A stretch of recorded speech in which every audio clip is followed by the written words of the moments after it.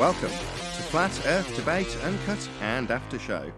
I'm your host Nathan Oakley, and if you are new to this channel, or you've not done so already, then be sure to subscribe, hit the bell notification icon and join button if you'd like to become a Nathan Oakley 1980 channel member and keep up to date with the Flat Earth Debate.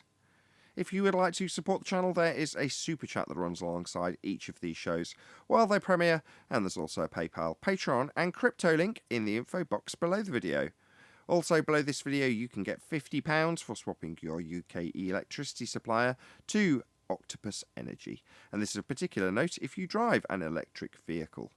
Speaking of Patreons, I'm going to do a quick shout out to all of you who do support me on Patreon, so a massive shout out of thanks and appreciation to Fibre Oats, Bogey, Michael Kahn, Sarah Griffiths, Rob H, Ben White, Maximum Gravy, John Kays, Tommy Swagnuts, Patrick Gunnels, Banter, Will Brax, Mel B Styles, Troy Shuker, Bose Nail, Hairy Blade, Mobile Max 777, Neo the One, Lost Cat FE, Rob W, Open Minded, Reese Pound, Del West Watson, Muted, Maria Neelands, Unbelievable Productions, Blue Ridge Ranger, The Real Gabster, Liam Nedrick Jr., Abraham Mohammed, Adrian Quintana, Skeptic 936, Life is Short, Texas Mike, and David Wayne Foster. So another massive thank you to all of you for supporting me on Patreon. Now I will hand over to whoever is in Discord and Google so you can enjoy their dulcet tones while I set up for today's live show. I remember somebody else teaching somebody else this lesson because he had somebody under him, right? And then when it was time for him to go on his own way, the Lord said him, don't supply him, don't support him. Exactly. You know what I mean? Because he has to learn to rely on me, not on you. Right.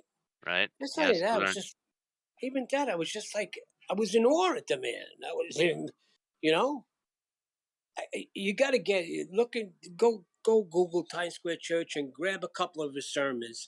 I'll give you one to get. If you could find Trust in God for an Enlarged Heart, Times Square Church, if you could find that one, listen to that one and you'll know what I'm talking about.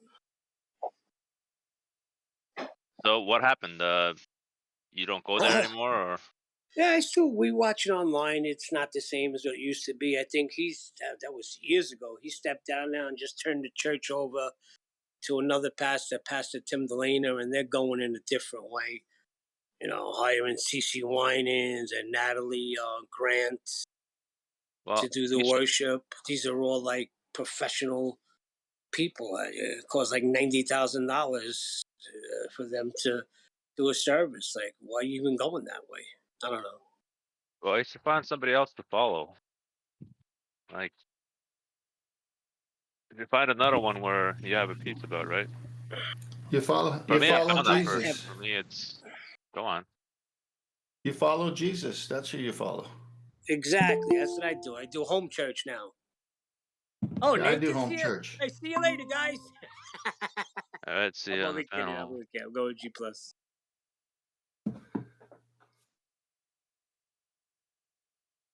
Nathan, you there?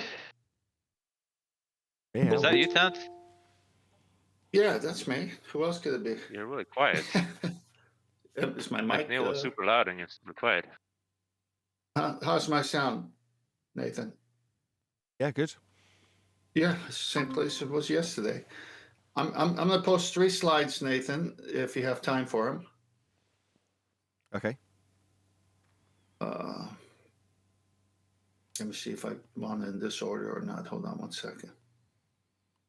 But it doesn't matter. I could have you switch. It's only 3, so let me post them. It's going to be in, let's see, Masterby. All right. Nope. 98, 100%. Okay. Which one do you want to start with? Zenith angle? Yeah, let me just go there and pull it from there rather than my photo. Yeah, Zenith angle. So you can see here, and there's a lot of these, but we just constantly have to remind everyone what the sextant does and what the terms mean. So zenith angle. The zenith angle is the angle between the sun and the vertical, which is that dotted line.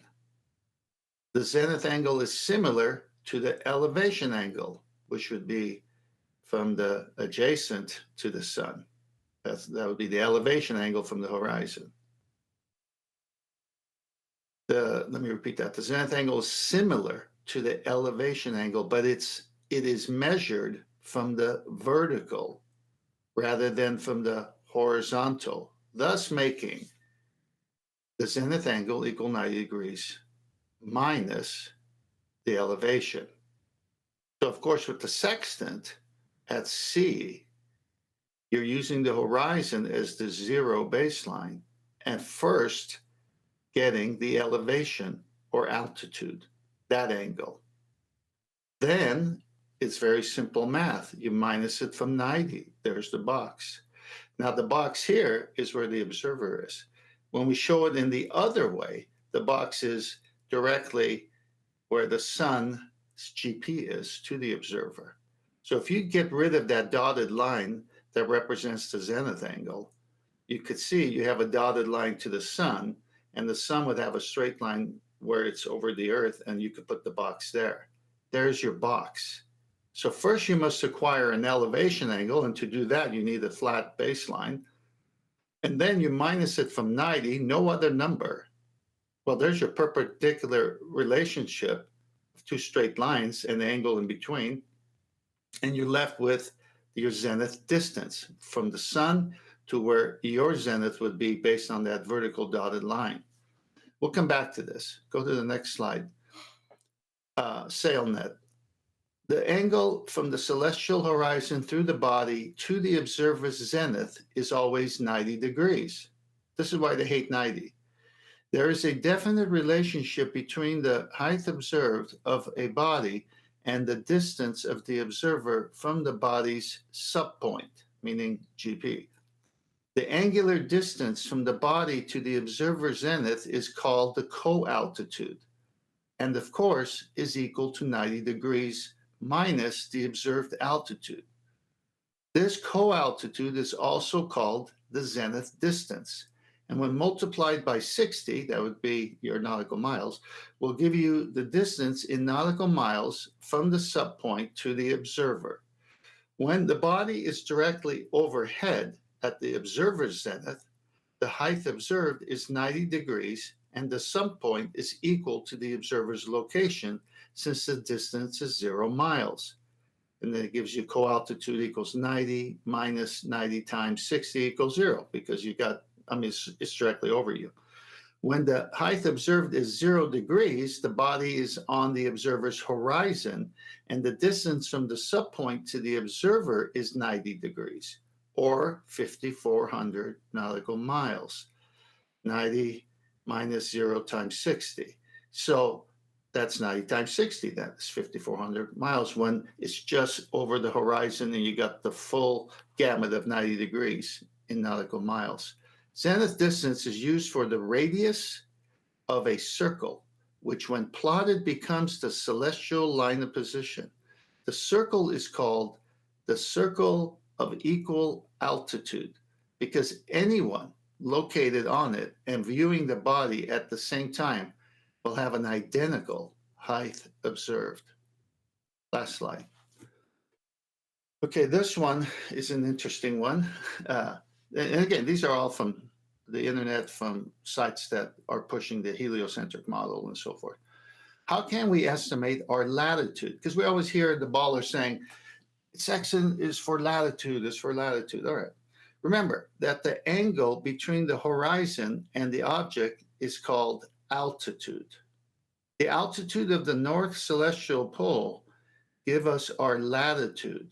Polaris is close to the north celestial pole. By estimating the altitude of Polaris, we can estimate the latitude of the observer. So what did they got in the picture depicting how they get the angle using a baseline and Polaris? What are those? It's a lovely straight line they got there. No curved adjacent in that picture. This is hilarious. Anyway, we can go back to that first slide. Oh my God, it's over.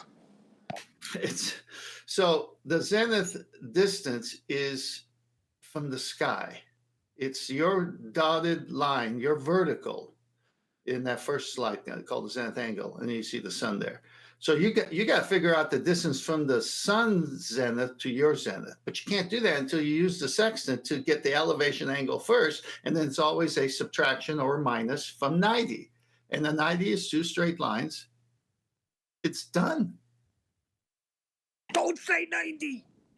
Earth has to be flat for this to work. It's as simple as that. And you can't, I repeat, cannot beg the question of a sphere to do this, because you end up with a curved adjacent. None of it works. So it has to be flat. Earth must be flat for this to work. Does it work? Yeah, it does. Why would I measure it on an angle? Of course it's flat. Said the glober. It's 90. Let's just, you remember when this all started dripping out? I say angle is going to kill the globe model. 90 is going to kill the globe model. The sun with its divergent rays will kill the globe model. The angle, just a definition in itself. What's a 90? The sextant is based on what we just went over. And so and they're saying you got to minus it from 90. Well, what's a 90? It's two straight lines that meet to create a 90 degrees. And that's why they always have that box there. It's there when you do the sun's GP, and it's there when you do your GP. And that creates the box. And so your distance measurement is not the elevation angle. It's the leftover when you minus it from 90, and it's from the sky. It's where the sun is and where you are as GPs, and it's an angular measurement using the map of the sky to show you where you are on Earth. The Earth part was the first measurement, the elevation angle. Now you want to figure out, okay, I'm this far away. What is that? And they got 60 nautical miles as the key number for that. Now, this is going to lead to something else I'm not ready to talk about yet, but let's just leave it at that. Ooh, more stuff to come. So, 10th man, let me ask you a question again. You got all this information from how to use the sextant on flat Earth, right? Well, it works only on the flat Earth because they keep showing us a box depicting a 90, but I got it from all of their sites where they think it's working on the globe. Because there are no flat Earth sextant sites. I see. Unless you come to this show, of course. Then we have to explain to you geometry. Yeah, they got nowhere to go. But to join flat Earth and just acknowledge where you're at. Stop fighting. Thank you, 10th. Brilliant stuff. You're welcome. I don't think it really matters what they believe, though, Neil. Believe. Great. Exactly. You hit the right in the head. What they believe. It's what they have is a belief. And further to that, we shouldn't either. We shouldn't care, Neil. Yeah, I don't care. My son came at me again last night. And now it's dinosaurs. Gosh. It's dinosaurs. Should let him believe whatever he wants to believe? Yeah, I kind of did.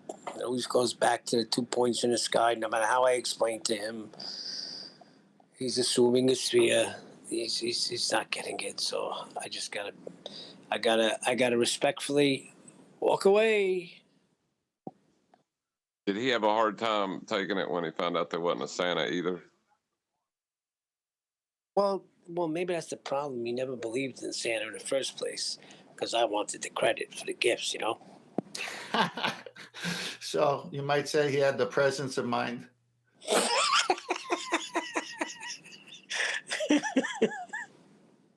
That's a good one. I think I'm right. It's just he's far less likely to get laid if he's a flat earther than, instinct kicks in. You always go into your primal roots, Nathan. Yeah. I don't mean it insincerely either. I mean it genuinely. Well, he has to be married first, Nathan. It's got to be Yeah. done right. Yeah. Sex is a great gift that God has given us, but outside the marriage bed, it's not. It's fornication. You're missing my point. My point is that we are very base in terms of our feelings and thoughts towards things. Don't die, reproduce. That's it. Now, you can extrapolate out all sorts of religious implications and connotations and restrictions and rules based on what we basically have as our base instincts. Don't get run over by that bus. Ooh, that woman looks nice. Of course, I know that. Well, you can also look at it that God put a lot of the stuff in us in a proper way until the fall. And then it became improper because now we sin rather than obey God with these basic instincts that were there for a reason when we were holy. And now we're not holy, so we use it in the wrong way. It's like alcohol. I have so many people. See, I was raised in a European fashion. We're from another country. No one got drunk. People respected family, and we weren't even a Christian at the time. But the whole point is that culture that I grew up in didn't like look at drunkards and parties, a place to go get whacked. It just was shameful. So I come from that culture. So I grew up drinking wine and stuff like that and never had a problem with it. And then come to America and everyone here, oh, the taboo. And I mean, the Christian churches that I'm talking about. Oh, the Bible says you can't drink. And I said, no, it doesn't. I go, why do you twist the scripture? So I would go and show them scriptures where Jesus drank wine and that drunkenness was forbidden, but not wine. So sex is not forbidden, but outside of marriage is sinful. So there's a place for everything. 10th man, I've been told that it was grape juice that Christ drank. And don't cut me off. Let me tell you another one. I was also told that there's a book I could get you. It's called Sipping Saints. I love it. Well, am I in it? Because I would be, I guess. Yeah. My wife struggles with that too. It started as grapes. It becomes wine. And Jesus said, John the Baptist came neither eating or drinking, and I come eating and drinking, and he called me a winebibber, because he sat with the sinners and preached the gospel. So, yeah, Jesus made a clarification that John didn't drink, but that he did. Okay, thanks.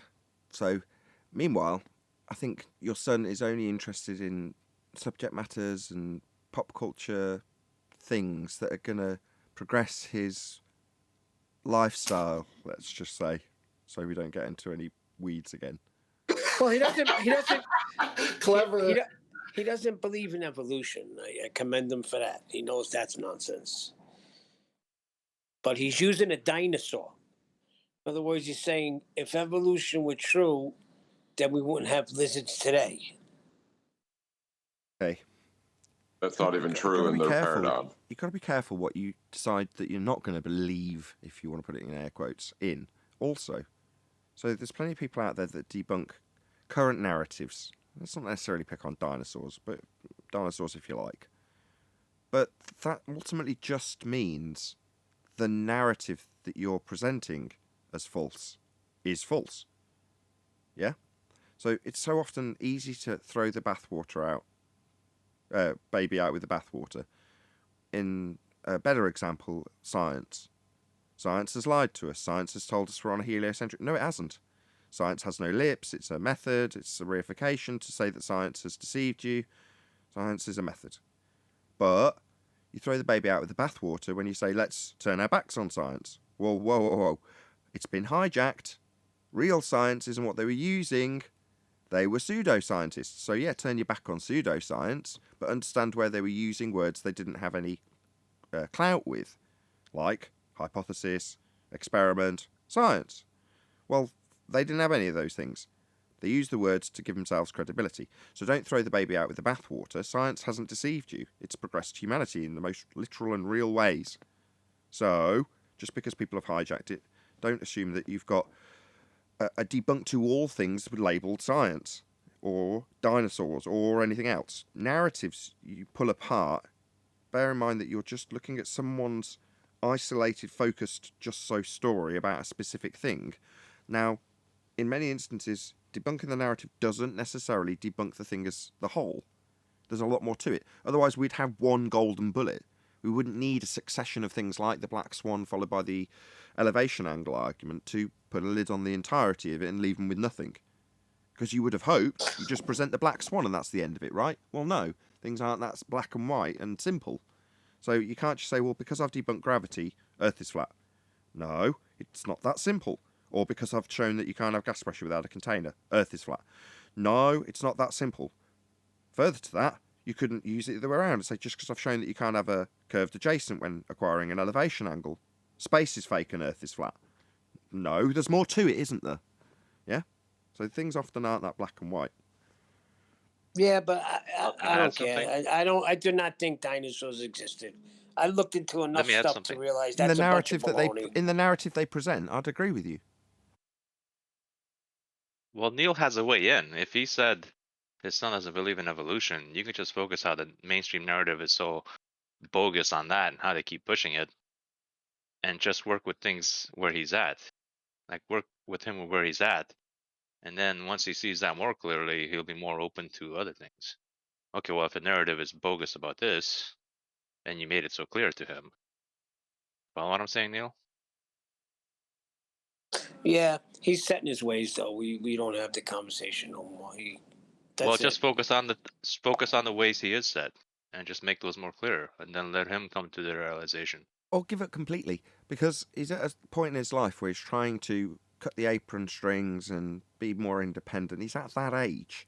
So you trying to have more influence while he's trying to cut those ties and become more independent will just mean you're cutting them. And with things that will put distance between you, you know, have the apron string be something other than something you care deeply about.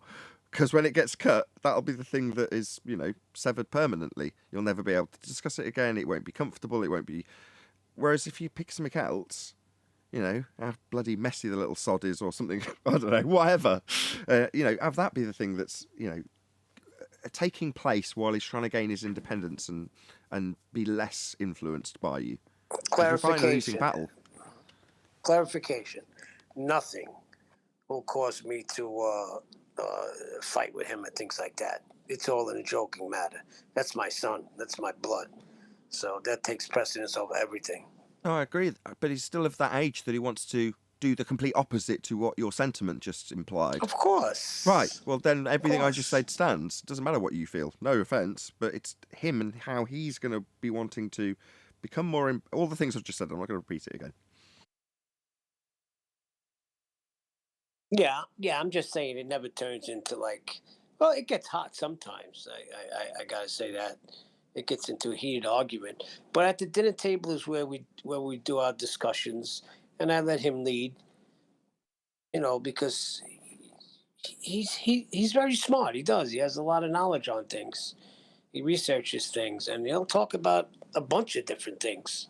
I think right now he's into all the conspiracies. Like he's telling me about all these new conspiracies that are out. So, but it always, never fails, winds up at flat Earth. Which I don't consider... So, I consider Globe Earth a conspiracy, not the other way around. You know, the controlled op narrative of flat Earth, yeah, that's conspiratorial. But I don't consider myself a part of that in the same way I understand the vein that Bev Try Thinking tries to portray when he says he's not a flat earther. The sentiment I agree with in its entirety. So, that which is labelled flat earth is part of a conspiracy, and many of the people in the arena that we're side by side with are part of that, which is unfortunate, because I definitely don't consider myself part of that. And there's many other people who've tried to phrase it in a way that makes it clear that you understand you've been lied to about being on a spinning water ball, and you understand potentially the nature of the flat plane that you're actually standing on, but it doesn't mean you're going to label yourself a flat earther, because that comes with a whole load of baggage that you don't necessarily buy into. Models, maps, reifications, communities. of stars, communities, you name it. There's a whole bunch of shit that you don't need. Trust me. I mean, obviously, if you want part of that community, obviously that's up to you, but I just see it as part of a controlled op narrative that's been positioned to lay foundations for a straw man that you didn't necessarily knew you were claiming, but you probably are by that point, to be held up in false dichotomy by the opponent. So they can say, my model's better than your model. And your model you didn't even know was your model until you got into quote-unquote flat Earth. Let me share something here. In the 70s, when I stood up to my teacher with that question about evolution, gravity, spinning, all this stuff, and his answer was, I don't even believe it. I just have to teach it. That was enough for me. Now, let's reverse the situation. Let's say I wasn't curious enough to ask those questions and didn't have an ounce of critical thinking skills at the time, which I did. That's why I asked the questions. I didn't see gravity. I didn't see this invisible force, so I questioned it. I couldn't believe that everything happened from a bang and with no design. I'm seeing all this creation stuff out there. And that was before I was even a Christian. It was so obvious that there had to be an intelligent creator that made everything. But let's reverse it. Let's say I went home and I told my dad about it. And he says, oh, yeah, there is this or there is that. I'd say, Dad, you didn't even go to school. You came here with $100 in your pocket and you're working 2-3 jobs a day. And I only see you sometime on Sunday. He worked his tail off. And so because of the school system I was put in, I'm thinking I'm here to learn, and my parents are sacrificing so that I can have an education they couldn't have. So, of course, it must be a true education, except in that system, I was questioning all the things they were teaching me because it didn't make any doggone sense, right? And so it's like the parents are trying to help their kids, but they put them in a system that lies to the kids. You follow? Well, that's why we're homeschoolers for the last, let me see, 12 years. My wife has been homeschooled. 13. Yeah, I homeschooled my kids and private schooled my kids when I could afford it, but I did both. I got them out of that system, and that's what Nathan's doing, which is good. Well, it still brings me to the point where we still have to do something about the education system that's out there that's saturating our kids. I mean, not my kids, but other kids. You are doing something. You're defunding them in the sense that you will no longer comply. And you will tell that to people, and they will start doing it. I must be speaking French. I give up with you guys. You just don't understand what I'm saying. What resources do you have to take on that system? Give it to me. I'll go fight with you. Show me the resources. We can write a paper. Like Anthony has been doing. Like Anthony's been doing. Oh, Anthony's been doing it? Okay, great. Keep going. Yeah, what happened when Anthony did it? Well, you're not going to get results on one letter. Nah. Keep writing. One letter. You've got no clue. I love it. One letter. Well, 10 letters, 20 letters. You got to keep beating on the door.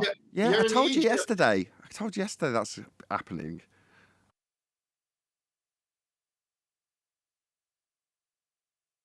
Yeah, I'll shut you up. I didn't hear you. I said to you yesterday, that's occurring. That's happening. It's not one letter either, I assure you. So why didn't you tell me that right from the beginning? Read through it. Boring, endless length of it. Well, you didn't tell me that right from the beginning, and I would not even speak about it no there more. You go. Okay, supposed great. to be on the lowdown, but there we go, talking about it on a recorded show. Okay, sorry. Doesn't Neil believe it's a controlled release? Of course I do. If you believe it's a controlled release, just sit back and enjoy the ride. It's going to come out at the pace they want it to come out then. What context of a controlled release do you think it is, Righteous? What's the context for it? Well, the context for me is if it's a controlled release, it's coming out at the desired speed that they want. No, what's the context for lumping in this? Because there's other things that are being released. Well, it seems like a lot of things in the past have been controlled release, and it seems like, yeah, well, first the past, and then just how things have been going in the community, and then with the censorship, and even how it was pushed at the beginning. It seemed like it was really like everywhere. You couldn't escape it. Hold on, okay, never mind. It seems like you couldn't escape it. It seemed like it was really. How did it even come out? You're missing my point. All right. Look at all the other, forget the topic we're about and look at all the other things. Pretty disturbing things out there right now when you start listing them. Hey, let me now talk as the releasers themselves. At least this is what I think might be happening. Hey, you know what? They're finding out a lot about the hoodwink. Let's throw in something in there as well and make it look like a conspiracy, even though we've hidden this from them. And then we'll label them because they'll look crazy with the other stuff. Ah, the old double bluff switcheroo.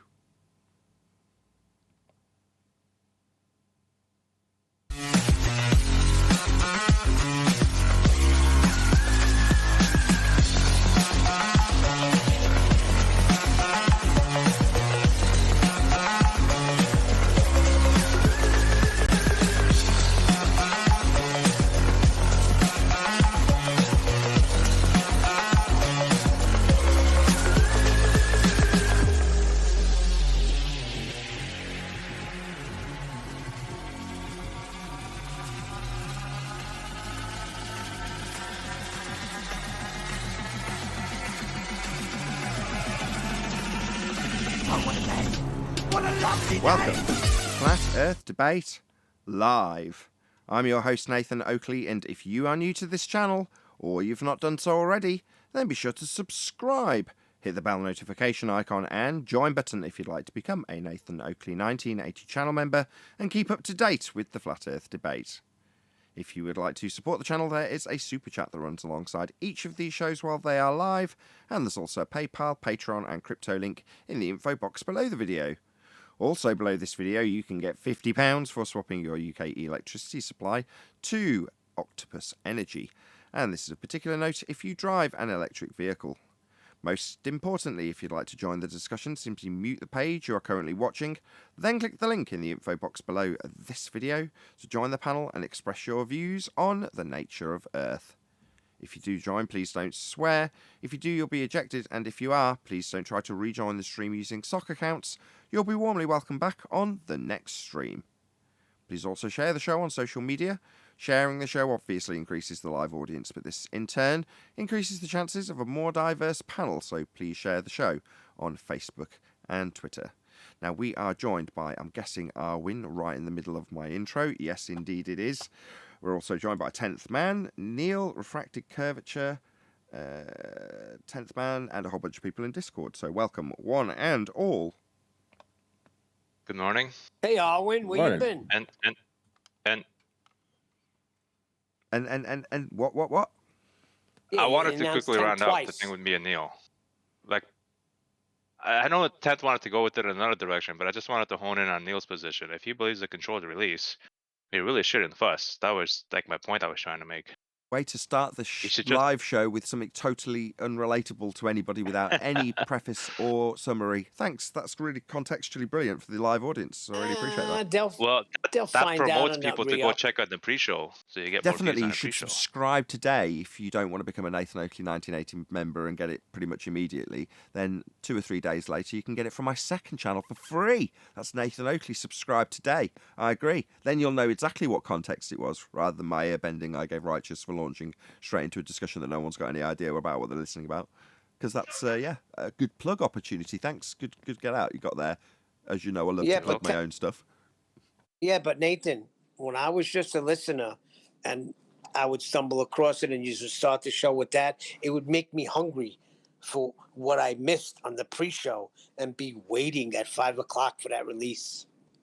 I just see it as terrible production. So as a summary, we're discussing about Neil's belief that the flat Earth, and I'm going to put air quotes around it and say, pizza pie maps, the false dichotomies that are thought about in the debating platforms that are out there, that flat Earth is a controlled release. And Righteous Force is of the opinion that if that is the case, what the hell are you worried about? Just sit back and enjoy the ride. You know, why are you even flapping? So that's where... And not even... Go on. And not just to enjoy the ride, but just take advantage and like use it for the greater good, right? Just work with it, right? Just don't get like sweat. Just don't sweat about it because it's not getting released at the pace you want it to. But just work with it, right? Just. Anyways, I don't know. Maybe I should have interrupted you, Nathan. No, it's good. It's good now. Not at all. Now that it's all been summarised and everyone Yeah, knows what we're talking about, the discussion may continue, unless that's where it naturally rounds out, in which case, fair enough, we'll do a bit of housekeeping. Well, before Neil? you do it, there'll be no more fussing from me now that I know what's going on. You'll never hear me complain about the No, you school don't get it. system Stop, again. stop. Like with Arwen, right? When I tell him to stop and he's unreasonable, that doesn't mean I don't want him to do it. As strange as that may sound, you're part of the show for a reason, and that's what you inject. So while we say stop moaning, it doesn't actually mean stop moaning, Neil. Unless it's about your car, then stop moaning. Release Agent 10th back on the mic. You got to understand, you develop that conversation. That's the good conversation, and after the fact, apologising, going, well, I won't do that again. So I'll get lost, don't come back. You've got nothing to offer then. Even though we're telling you don't do this, Neil. Stop doing that. Do this differently. It's because it's subject related and it's for the audience when we say stop doing that. I know we're telling you, but that's useful. It's hard to understand. You'll get it, I'm sure. I think I can sum it up better. Go ahead.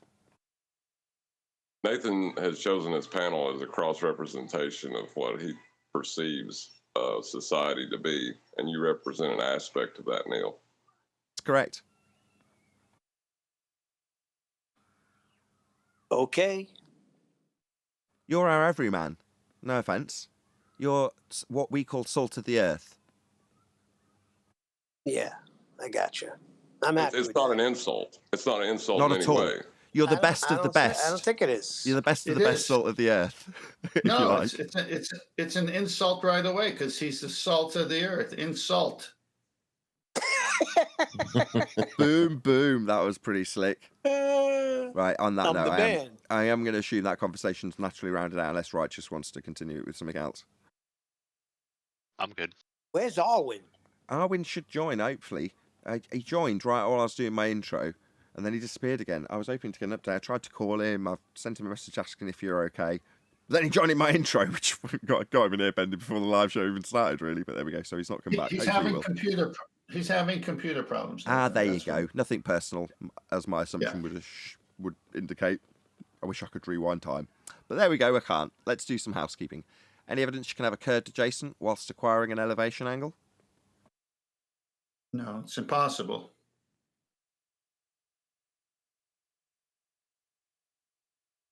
This, in combination with the Black Swan, is the end of globe Earth and the rise of flat Earth, in my eyes.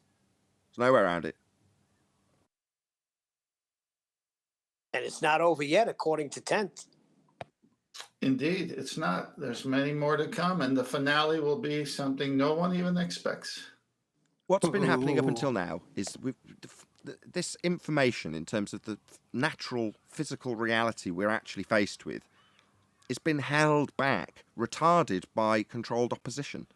So that retardation can't sustain the water forever. So think of it more as floodgates. There's going to be things putting pressure on those floodgates. And as a result, the patchwork, when a few spring leaks appear, are the anti-flat earthers. But in reality, what are they doing? You can't stop the flow of a physical reality that is obvious and observable to everyone standing on it. That won't continue forever. A lie eventually gets exposed.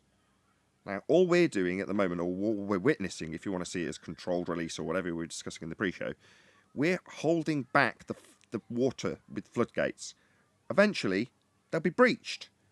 Now, for me, the start of that breach is when our opponents say, of course I'm measuring it flat, it's measured on Earth. And I say, well, you're supposed to be measuring it as a sphere, you think you're on a sphere, and the answer you get, this is where's Wally, is no, I'm not. Now, when you're at that point where, because they haven't got to the stage where they typically would beg the question of a sphere Earth and just assume their outcome, they can't even get there. That's the point that there's no ifs, no buts, no doubts, no maybes. We've won. So, what comes forth from here, Neil? Well, anybody who's come into the information won't be in any misapprehensions or misunderstandings about which way the argument has gone. Now, after the Black Swan, shocking as this may sound, your cursory glance from a normie sees refraction and goes, all right, no, there is an overcome to this argument. I'll get on with my day. That's with the surface level scratch of it, because there's those people putting the band-aids on the floodgates. Well, what band-aids have they put on this floodgate? What? That's what I'm asking with the curved adjacent question. What have they got other than to say, yeah, well, it's measured on an Earth, therefore it's flat? That's what we've been told so far. I'm not even joking. From Globers. Their band-aid is they agree with us. That's not a band-aid. That's a breach. It's a reoccurring theme. It's been there all the time, and we've discovered it with Andrew Thomas Young when he said all his refraction studies were done on a plane. And then, because they assume they're on a sphere, geometric considerations were taken to make it work on a sphere with the math. Now, what did Wally do? It's the same thing. Yes, there's no such thing as a curved adjacent. You can't get an angle from a curved adjacent. But after we get it, what does Wally do? He does the same thing. I live on a sphere. He assumes he's on a sphere after he measures it flat. Well, he would have done had he got that far here. I stopped him at the point he measured it flat and pointed out that he'd measured a flat Earth. However, in defence, in his damage control and in the comments, he seems to think that I was begging a question of a sphere Earth for him at that stage, when pointing out that his measurements used an elevation angle from a flat plane. So no, definitely not. But in their deluded minds, they still think that someone's got to be begging the question of a sphere Earth here, right? Obviously someone's doing it. Anyone, you've got to be doing it, right? No, you can't. You've got to start with a flat Earth to measure an angle. This is truly game over. And if they start begging the question of spheres and getting their angles and saying that they've come from tangent, what, the curved line that you haven't got anymore, Black Swan? Yeah, that's total game over. Who was it from Discord? Go ahead. I said, I think that was the part that I was rolling on the floor laughing. It was just that he said, well, you're begging the question for me. I didn't know when he was saying it that he thought I was begging the question on his behalf for a sphere Earth. Obviously, that's a typical behaviour of a flat earther, right? To beg the question on your opponent's behalf for a globe. No, we'll lay it out very specifically in something like Modus Tollens and then rip it to shreds after. They do that a lot. Even the flat Earth fake pilot said at one point, no, it's not. It's your claim. I think you said, are you crazy? Something to that effect. Yeah. He was claiming his claim was your claim. Yeah, they need to reverse the burden, beg the question, and they can't do any of it when it comes to measuring these angles on the ground. So nobody's begging the question of a sphere Earth. Nobody can beg the question of a sphere Earth. It doesn't work if you beg the question of a sphere Earth. You've got to start flat. It's just that simple. And you don't need to beg the question of a sphere Earth. It's all redundant. None of it's necessary. You can just move forth on your flat map with your flat plane and your angles that are straight and no curved adjacents and move around on the surface. It all works without any spherical assumptions needed. At all. And when they insert them with straight lines to tangent points they haven't got anymore. It's beautiful. Shout out to that flat fellow for the super chat. Really appreciate it. Nathan, that's a good point. Why don't you do it, because we did it in the pre-show. Show one or two of those slides that show that 90 degree, just so the audience could see a picture to what you just said, because that was a great summary. In order to measure this angle to this sun in this example, you need a flat baseline. If you're getting co-angle, i.e. measuring it from your zenith, you're still going to acquire the zenith from your flat baseline to begin with. And if you're minusing it off, so you've got 90 degrees at the GP of the star, in this case the sun, so you've got a box. So you need parallel lines along the bottom and parallel lines along the side, 90 degree angles, flat plane underneath, and this is your starting point. This flat baseline, that's your starting point. Now, after you do this, no sphere Earth assumptions are needed. None. In fact, you can't, because you've got a straight line to measure an angle. Flat Earth required. What's that you say? Well, yeah, we'll measure it flat. We'll beg the question after. No, you won't, not here. You don't get to beg the question here. So after you measure it flat, there's no excuse that we'll beg the question later, when this show for 3 or 4 straight years has made it explicitly clear. You don't get to beg the question here, especially after measuring a flat plane for your angle. Then you've just proven it's flat.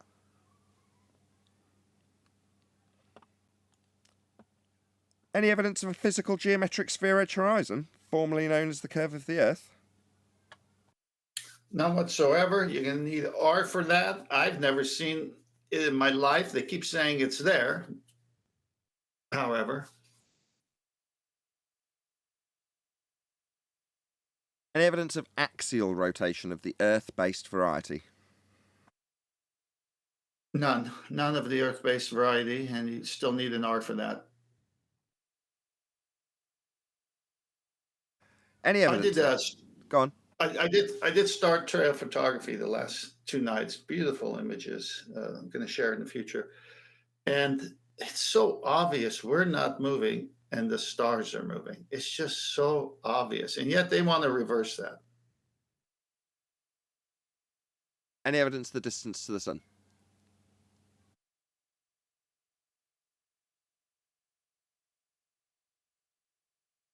No, because they got that by using R. There's no R. Any evidence of the R value? Earth radius? Nope. Haven't any gravity claims for a long while. Any scientific evidence of gravity? You can hold me to it. None.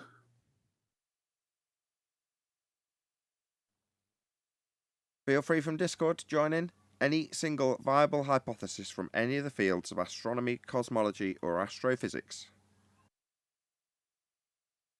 All those fields work with R, so no.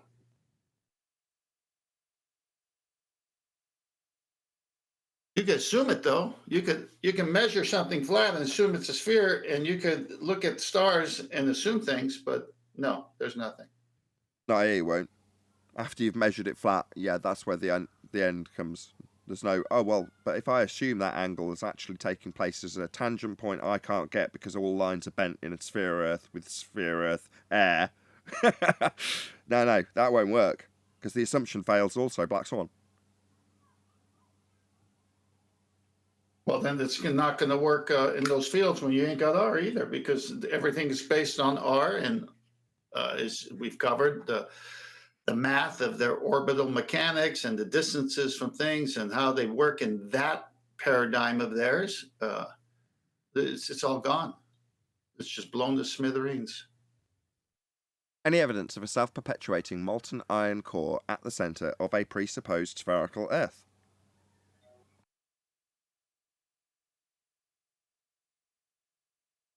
Come on, John. I don't want to be the only one answering. Sorry, I was cooking breakfast. I'm trying to find out if Neil deGrasse Tyson answered my question. So, Oh, you're looking for a reply in regards to any evidence that you can have or acquire an elevation angle with a curved adjacent? correct. Okay. Has he responded? I assume not. Nothing. Nothing. Bummer. I'm being ignored. I thought I would have some weight with my first name being Neil. Well, the answer to that is known, and he knows it. That's why he'll never answer it. Coward. We've had a few people from Discord in the last couple of shows regale us with the 3 questions that QE came up with in regards to acquisition of an elevation angle with a curved adjacent. And it's nice hearing people being, brave enough to take ballers. The last one was apparently Rumpus and I think George were taken through the steps, and they agree, they disagree, and then it's no.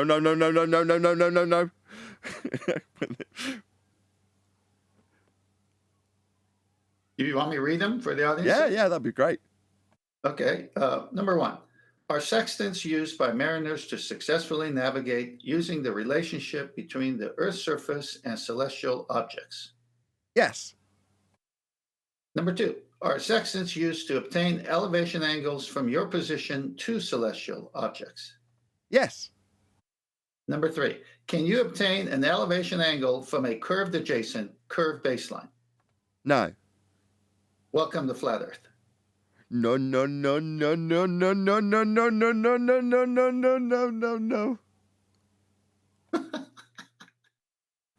Yeah, Earth must be flat. Can't make this stuff up. Any evidence you can have gas pressure without the necessary antecedent of a container to press upon? For all the fundies who think space is real.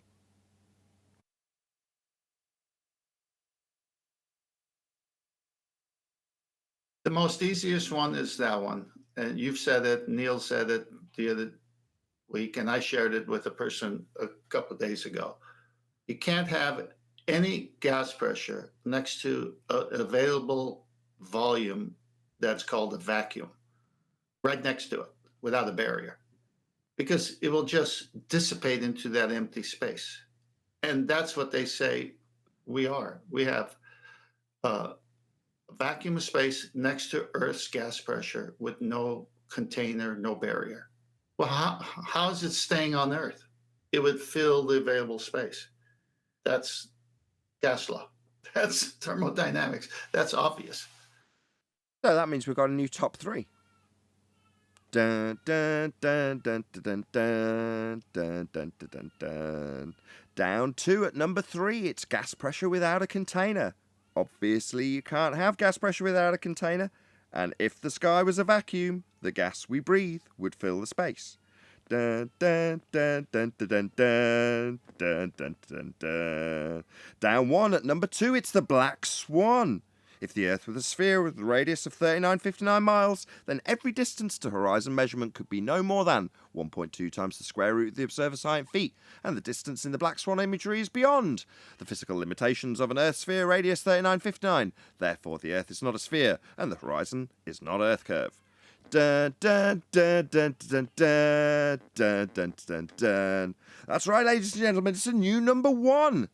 Any evidence you can have a curved adjacent whilst acquiring an elevation angle? Obviously not. The Earth is flat. Dun dun dun dun dun dun dun dun dun dun dun dun. Well done. I think that concludes housekeeping. And also, all right, Discord. if anybody was wondering, Arwin's fine, he's just got computer issues, as people have been asking over the last couple of days.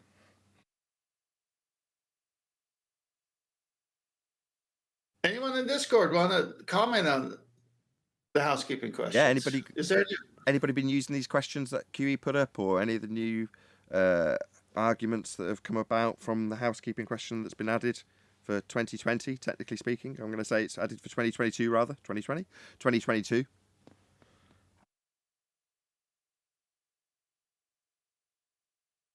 Yeah, I've had loads of fun with it. They can't have an elevation angle from a curved adjacent. Oh, well, that's good to hear. Who did you have over a barrel? Oh, this fundy over the 24/7 Discord, yeah, who's great. Oh, well, I'm pleased that you told us about that. Thanks. Such an active 13 participants that we've got in today's live stream Discord.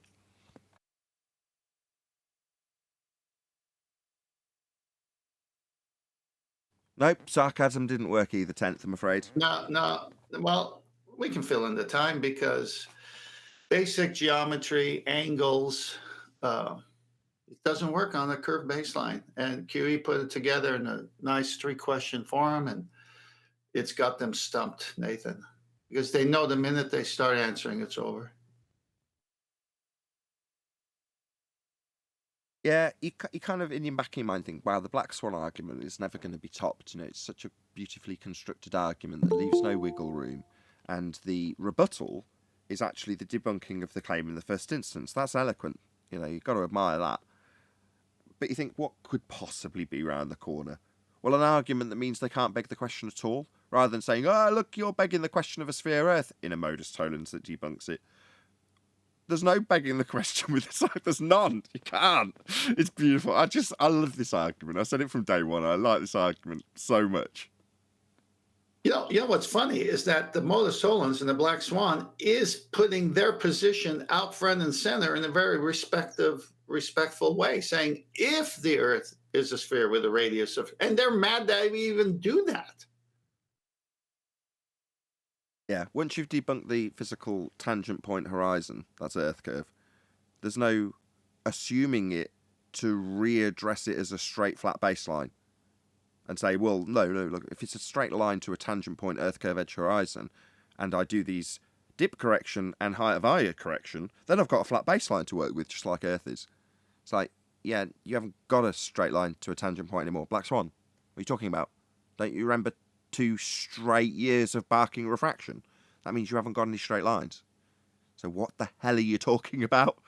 Meanwhile, you can just acquire a horizontal by looking at the horizon, making any corrections for how high you are above the plane that you're going to be using with 90-degree angles, assumed at any altitude, to run parallel with the ground. That's a flat Earth right there. Can't be spherical because that would mean you'd have curved adjacents. Well, you can't get an angle from one of them. Can't get an angle from a curved Earth. Needs to be flat and is and works. No sphere needed. Got to be flat first. Epic. You remember, Elijah, you there? Because Elijah brought it to our attention when it first happened. Yeah, I mean, You remember when back, I don't know how many months ago it was, but you came on the show and you said, oh my gosh, they don't want us to mention 90. You want to go over that? That was so awesome because I want to say something after you say it. well, I mean, just to put it concisely, because I don't have the best audio right now. I was in Brandon's hangout one night, and this guy was talking about sailing. I was like, "Oh, so then you've used the sextant before?" And he's like, "Yeah." I said, "Well, you know that that proves a flat Earth." And he said, "First of all, don't you mention 90." It's basically saying that, you guys listen to the 10th man, none of you guys have sailed and you don't know what a sextant is. And if you mention 90, I'm going to blow my top. Nathan, you want to put one of those slides up just as a backdrop that shows 90 from their own books, Sure. from their own sites? Well, somebody else, I can't remember if it was also you, was saying that they had Zanuck absolutely flipping his top because someone kept pointing out that they couldn't acquire the angle he was detailing unless he had a flat baseline. And he kept on shutting the person down and getting very angry. And you're like, yeah. Long may it continue. It's amazing because that guy came on your chat as well later on and was telling us we didn't know anything and we've never seen a sextant, we've never touched a sextant. And Adam came on the show holding a sextant, and then later I bought a sextant. So it's like they use it, but they don't know how it's supposed to work. And then we bring that to their attention and they get mad at 90 when their own books tell you it's 90. No, Zanuck was yelling tangent at the people. Tangent. Oh, right. Well, meanwhile, they don't have a tangent point horizon to get a straight line to, do they? Yeah? Let me wonder. What was the word they used? A refraction! So, what is it, Zanuck? No Atmo Day suddenly? Or maybe when I point that out, I'll be told it's very close to the geometric horizon. Well, what's that? How do we get that? We don't. So very close to something that doesn't exist. Yeah, you can't be close to something that doesn't exist. And if you can't measure it, it doesn't exist. That would be geometry, Earth measurements. So if you can't measure a geometric horizon, and we haven't got one, then you can't be very close to it to claim it's refracted, also still leaving you with no straight line to claim a tangent. You need a straight line, and it needs to be flat, and it needs to have 90 degrees to it, parallel with the sky roof. That's a box. Parallel with your zenith and the zenith of the GP of the star. That's a box. That doesn't work on a curved surface, and you haven't got a tangent anymore. What do you mean tangent? Tangent to what? Earth curve? Yeah, we debunked that with the black swan. Remember? Refraction? So no, definitely not a tangent. So Nathan, the current picture you have up, I'll work on it for Monday just so you have it. But let's imagine the circle of equal altitude. So see where the sun is, put your mouse and bring it straight down to where it touches that flat baseline. So where Nathan's mouse will touch that flat baseline, that's the GP of the sun. And the circle of equal altitude will be equidistant, no matter where you took it from, if you're on that circle. So you see where the box is? That's the circle edge. And where Nathan's cursor is, that's the GP. And you still have the other part of that radius to the right that we're not showing. So that circle right there that he's doing is showing you a two-dimensional circle. And the radius from the sun to that person's GP is flat and straight. That's how it's done from their own books. So yeah, Over a there's no flat getting line. around it, basically. Epic. It is epic because, you know, there's no denying their relinquishment of a tangent point horizon. You know, they have most definitely, most assuredly got rid of it when they said refraction. Bent line to the horizon's what they've been telling us. Black Swan, you say? No, bent line, bent line, bent line. Refraction, refraction. What is it? No Atmo day. That was their rebuttal.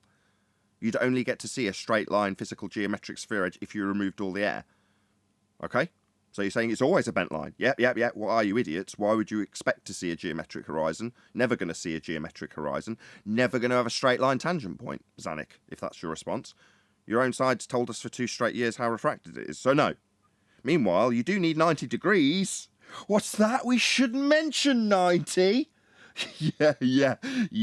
Because you won't have a parallel line either, will you, on a sphere? Yeah, it'll all be curving away from you. It won't work. Their subject matter expert, Harold Jacoby from Columbia University, astronomy dean, has a great book out. I've shared it. QE shared it. He says it's a right angle triangle 90 degree. Well, what else could it be? They don't want to hear triangle or right angles either, not just 90. But, you know, they're afraid of the truth.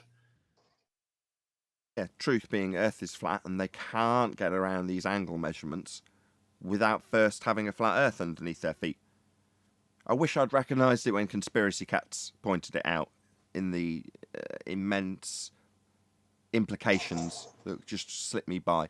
Didn't slip QE by, props to him as well. But when you're like, I have to give you a flat Earth here to get this angle I'm going to base the rest of my argument on. You're like, hold on. Yeah, you can't do it unless it's flat at this point. You've lost. Shout out to Mark Leno. I hope I'm saying your name right. Probably not. Let's just bring up your super chat. If I prove a flat Earth, to whom do I give Bitcoin? Being that I can't get Bitcoin for proving anything else. If I prove a flat Earth, to whom do I give Bitcoin? Being that I can't get Bitcoin for proving anything else. Lols. I think that's kind of sarcasm because there's a lot of Bitcoin on offer to prove a globe Earth. I think that's the sentiment. Thank you very much for the super chat. Really appreciate it, Mark. Thank you very much. Morning, guys. Hey, Chocolate. Good to have you. Thank you. Hey, Chaco.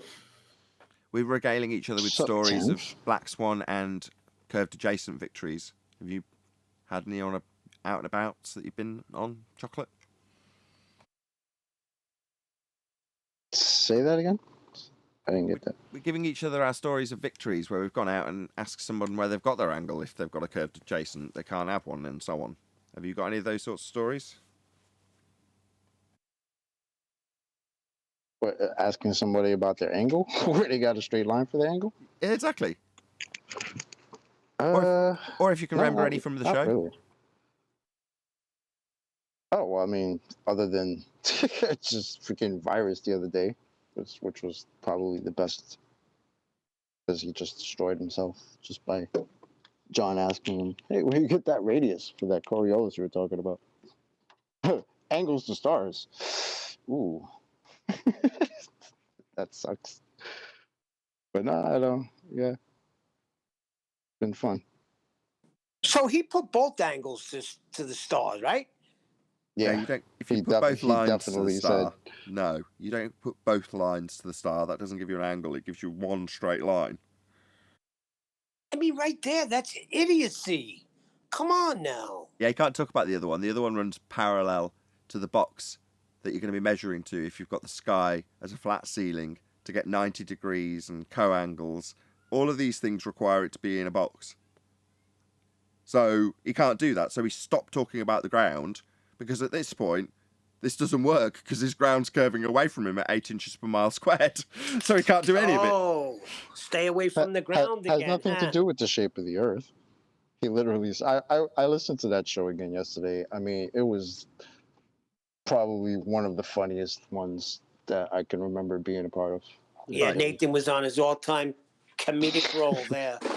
Well, That was he's being asked hysterical. where he gets R from, and he's saying he gets it from this angle measurement. And then when he gets to the point that he's got to use a flat baseline to do it, he says it's nothing to do with the ground and nothing to do with the shape of the Earth. It's like, hold on, this started off with you telling us that you're going to get an hour measurement. That's from your presupposed spherical Earth's ground to the centre.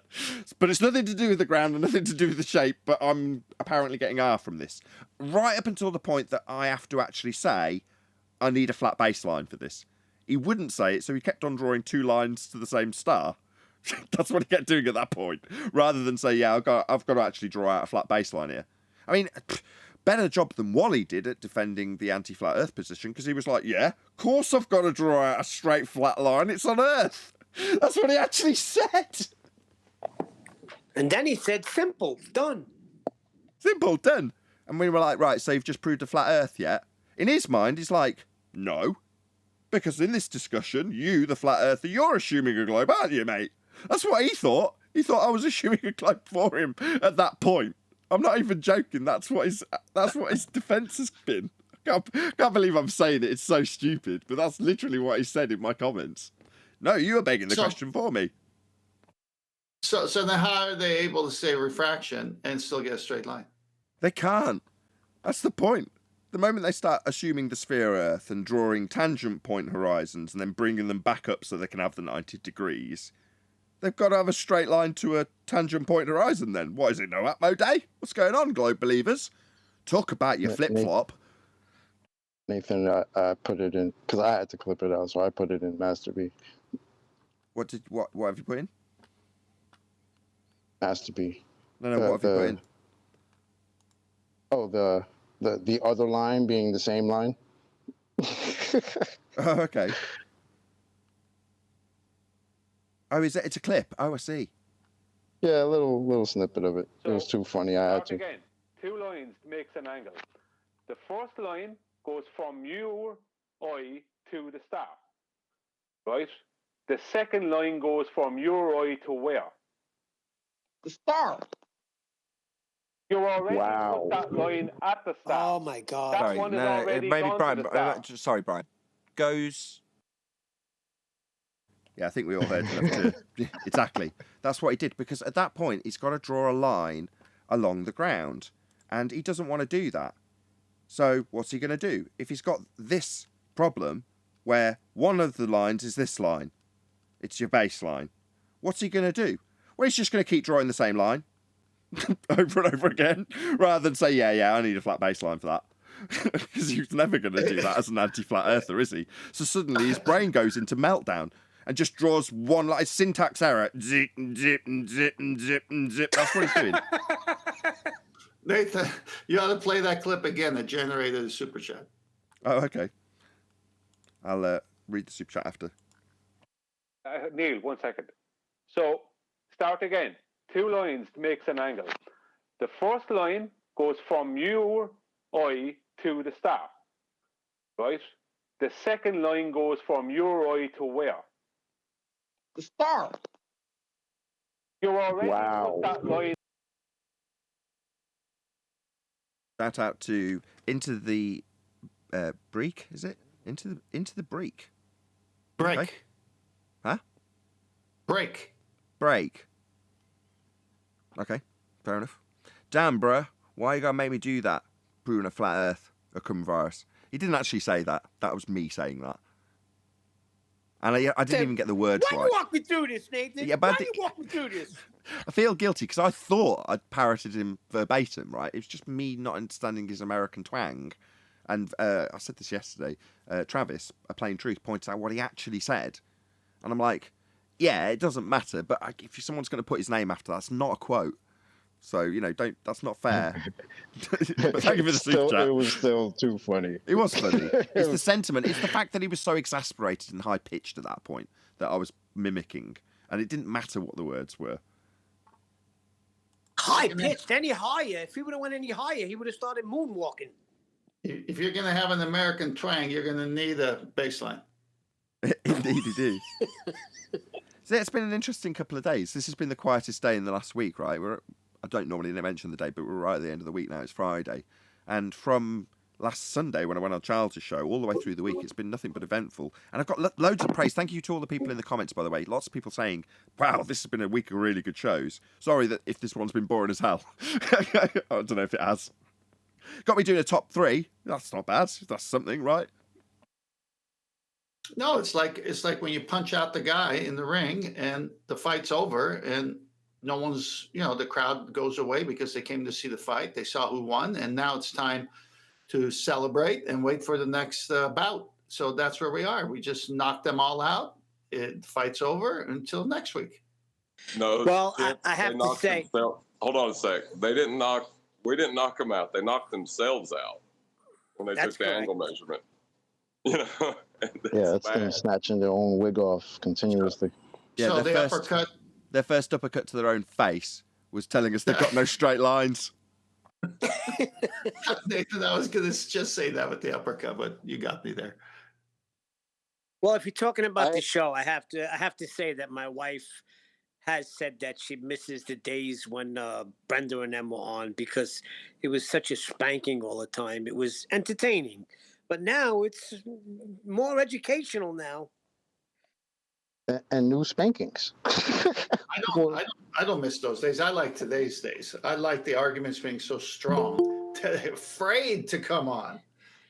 Well, it was just that it was so stupid if you listen to them shows. It's more like self-beating, not spanking. Yeah, I agree. I think they're self-flagellation at this point for the ones that come on that are old hat. I mean, the people who are relatively new, like Where's Wally, he's deluded himself. I don't know how. I'm not going to even postulate how he's come to the position that he was so wrong about winning. I mean, it beggars belief that he kidded himself in that big a way. I can't fathom a journey to get to that position that he was in, where he would get in so deluded and so cocksure, only to be absolutely annihilated. Basically, admit that he's not a glober. It's got to be a flat Earth. Of course it is. It's on Earth. Those are the things he gave us here. So, anybody, can you fathom how you'd get to that sort of place where you kid yourself that you're going to be winning Bitcoin with a really stone cold flat Earth proof? You're already admitted to your main opponent, Mitch, in this instance, that you're begging the question, and then you press on, go on a flat Earth debate show that's notoriously difficult if you're an anti-flat earther to win your point without begging the question, which all of them require, apart from this one, which actually proves a flat Earth in the first place, and then put that information forth only to be told by your flat Earth opponent that you're literally proving a flat Earth. And from there forward, your only rebuttal is to say, I assume you, the flat Earther, were assuming the globe for me. That's what he's come back with since. So how do you get there? And what kind of journey takes you there? Anybody, come on, fill me in. There's got to be some speculation. Well, he did say he was a little shocked when you said welcome to flat Earth. He was like, how so? So, I just don't think they're getting it, to be honest with you. I had a funny one the other day, guys, if I can tell you. Oh, definitely. Please, one deck. Go ahead. Regale us. Yeah, it's a guy called Alien Astro Dad. He's like a NASA freak space guy. So I got into a bit of a conversation with him, and I was asking him how he, can prove the R value with a curved adjacent. And this was going. He wasn't getting nasty or anything, but it kept going back and forward, and he kept saying you can do it with a curved base. So I was asking him, as a triangle got a curve, then is that what you're saying? Blah, blah, blah, blah. I went back and forth, and I've got his text message back here now. I'll just read it to you. This was his answer. He said, take a huge ball, in brackets, meters in diameter, and put a rice of corn on it. Now measure the angle of the shadow by the rice corn. Do it on a second location to get the size of the ball. The thing is, as long as your stick is much smaller than your sphere, you can use the surface of the sphere as a flat surface without introducing error. So he's used angle and flat surface twice there. I just thought it was hilarious. That's a nice presupposition. So I just welcome him to flat Earth. Hold on. I tried to follow along with that, but I didn't quite understand where the globe presupposition sandwiched in. But then when I was looking for it, you said, I'll use a flat plane. So maybe I'm missing it, because I didn't hear the actual presupposition worked into the angle measurement. It wasn't. It was declared, but it wasn't actually part of it. Am I wrong? Well, he's basically saying use some rice corns on a big sphere to measure the angle. Stop. Yeah, I got all that. When he said that bit, that's just the begging the question that what I'm doing now takes place on a sphere. So he's declaring his fundamentalist religious presupposition in the first instance. Yeah, that bit I got. But when it actually comes to the measurements of the angles, that isn't actually worked into it, is it? No, he's just saying you can use the surface of the sphere as a flat surface, which doesn't make any sense whatsoever. No, it does make perfect sense because they can't use a sphere. So they're saying, in this instance, we must beg the question of a flat Earth. So with all his declarations of it being a globe by presupposition, what he's actually doing is measuring a flat Earth by his own admission. This is what they've come to. That's exactly what he's doing. He's saying you need a ball big enough compared to that rice corn or whatever, so that it's flat compared to it, so you can get that angle. It's hilarious. Yeah, he's admitting it's an angle and he's admitting it's flat, but he's a glober. This is why I love this argument. There isn't. I said it was accessible to all levels of understanding of flat Earth. So if you're just coming into the subject, you're like, I realise I'm being lied to. NASA haven't got any pictures. It's got to be flat. If you're like your standards that low, right? In other words, you've got virtually nothing. You could come to this argument, pick it up, throw it in the face of the most talented globe-defending Muppet, and have them tell you at the end of it how flat Earth is. That's what this argument offers. It's Wait amazing. a second, but with that large sphere, and he puts 2 rice kernels down, correct? Now, what does he do from there? Because you went out on me a little bit. Measures angles off a flat surface. By the time the ball's big enough for it to be flat, he can then start measuring angles. Now measure the angle. He's telling you to put it on a sphere and now measure the angle. If I assume I've got a sphere big enough to assume that it's no longer spherical and I can ignore that aspect of the sphere completely so that it's flat and I can get an angle from it, then I can get an angle from a sphere. But you're not getting an angle from a sphere then, yeah? You're just taking your sphere and making it as flat as you possibly can. You're making it flat. And that's the ground we're talking about. And then he wraps it up. You can use the surface of a sphere as a flat surface without introducing error. This is a proper globe guy. This is a proper globe. Wait, John's saying something. No, it makes perfect sense. It makes perfect sense.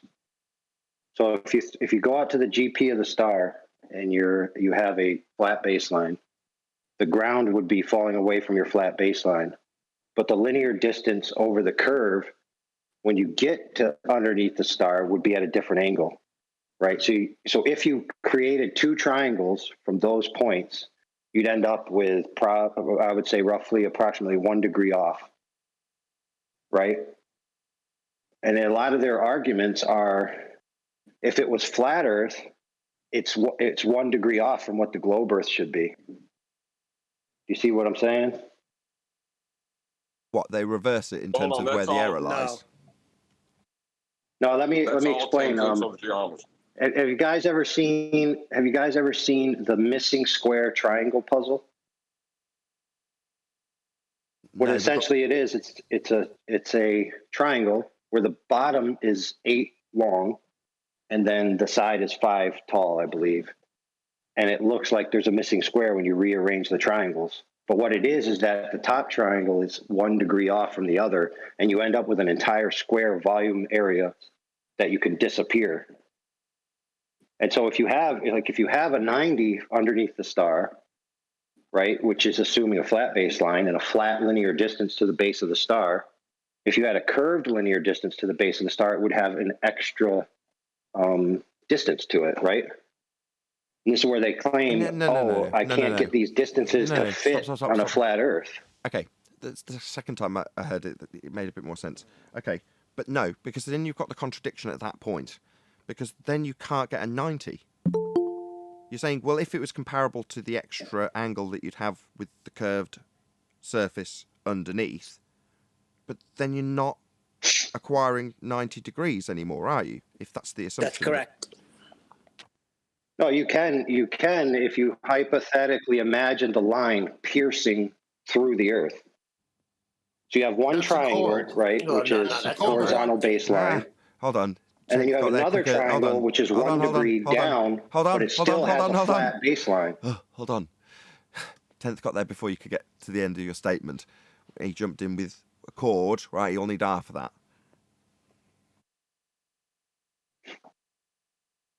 Right. You take those two triangles and you match them up, and you end up with the assumption of a greater distance between point A and point B, which is where they get this idea where the curved, paths can't work on a flat Earth. They're like, the distance between these cities is such, and it's off a little bit from what it would be if it's flat, so it must be curved. But they're getting these distances over the water based on angles to stars.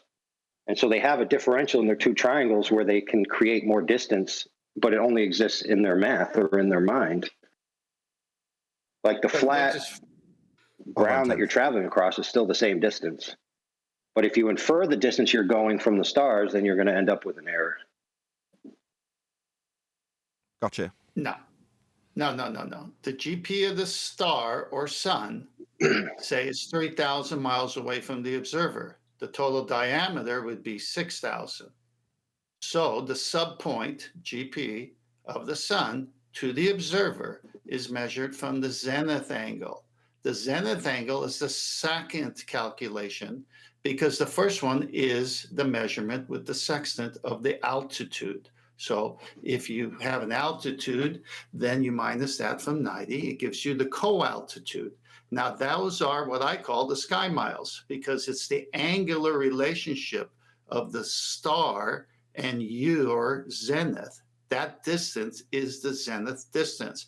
And if that's 3,000 miles, that's 3,000 mile radius of the circle of equal altitude, all flat. How many grains of rice do you need? Where's the curve start ever then?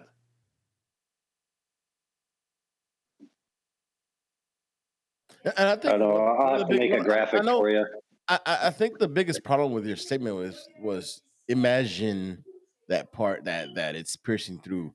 And that's the thing. They're not imagining when they're seeing that, right? They're doing 90. They're not imagining, it's curving away. Right, but they're imagining that the ground is still curving below that 90. So when you get out underneath the star, right, their line going down to the surface of the Earth is going to have an angle bending inwards towards them. Is that in the manual? Yeah, again, 10th jumped in. No, it's irrelevant. It's irrelevant. What I'm saying is that... Hello. Yeah, you're going to have to wait just till the right moment, 10th, because you're saying the right thing, but no one's hearing it. Where'd you get the angle? At that point, that fails. How'd you acquire the angle with a elevation angle from a curved surface? Well, the reason I'm saying this, and again, it's because whoever's talking is not thinking through what is necessary to even start the process. If it's impossible, why even talk what he's saying? Just shut it down. Where'd you get the angle? The tool doesn't work. What I'm explaining is that this shows where they get extra distance between 2 points. What shows if you travel out shows... to your point that you're saying is the GP of the star, right? In order to be where your angle intersects at 90, you would have to be in the air, would you not? Hang on, I'm so confused the way you're talking. Rephrase it to where I can understand it, because what you're telling me is that you're taking. Let me help you. So what he's saying is, I'll take a minute and draw it. After they've foregone the conclusion that you can only achieve an angle on a flat plane, after they've slipped that by and begged the question of a sphere, the inaccuracy of the math is then put back on the flat earther thereafter, I think is what he's saying. Well, that's nonsense. No, I don't think so. I suggest that, and he said no. Yeah, it's roughly that. What you end up with is two triangles that are off by a degree, and it creates extra distance. And it's an assumption of extra distance because you're assuming the surface is curved. Okay, now you're listen. A box. Is there any curvature to a box? No, we have covered this in terms of the rebuttal. It's always the same rebuttal. Yeah, he's explaining how they try and get around this in terms of they're describing the wiggle room they need when they dissect with a chord with an assumed R value, and then you've got a differential in terms of the measured distance, and then it's reversed so that it's put on us that Yep. difference is actually our problem. Yep. So They can't for even tenth get man, the- if you traveled out to be underneath the star, where the star is directly above you. Okay, so you look at the star, you shoot your position, you use the flat baseline and everything, right? You would assume a certain distance to the general position of the star. Notice how it's a general position. Now, if you Hang go on, out there to the Hold star, on, 10th, just let him finish. He just already, I'm sorry, but he said if I'm directly under the star, I wouldn't be using a sextant. I'm directly under it. No, So you shoot the star, 10th then you man, you travel need to its calm your shorts. You need to calm your shorts and let me finish my sentences because you just mischaracterized what I said. I said if you travel out, let's so just you try and shoot get the some charge sextant again. from Okay, right. shoot the sextant from far away. Oh, right? God. It's not going to work if you try and take charge. 10th, just let him get to the end of his statement. Okay. Citation police. Go ahead. Okay, so you shoot the general position of the star from far away. You're using a flat baseline. You assume a 90 below it. You get your distance, right? Then you travel out to the star, which obviously the star would move because of time, but let's assume the star stayed exactly where it was. You travel out to the star, you're supposedly, in their worldview, traveling on a curved surface. So when you get directly below the star, in their worldview, that straight up and down would be tangential to the previous position. So when they get there, you end up with a 90, which you had shot in the beginning, and then you end up with a slightly different tangent right there. Okay, now if you reverse engineer that back into the distance you assumed you traveled, you would believe in your mind erroneously that you traveled a greater distance. And if you tried to make a triangle out of it over different points, you would end up with their little curved lines don't work on a globe. So what they've done is they've created an imaginary extra distance between point A and point B. Do you follow that? It's very difficult to follow what you're saying because it's so full of nonsense, and I know you're repeating what they're saying, but you were wrong in the first phrase. He's not wrong. I know. No, let me finish. Just stop a sec. He's explaining their position, so just try and phrase it such that you don't antagonize. I just said that. I just said he's saying that. I know he's not saying it himself, but an elevation angle, the altitude, is not the distance. That's what you need to find the distance after you minus it from 90.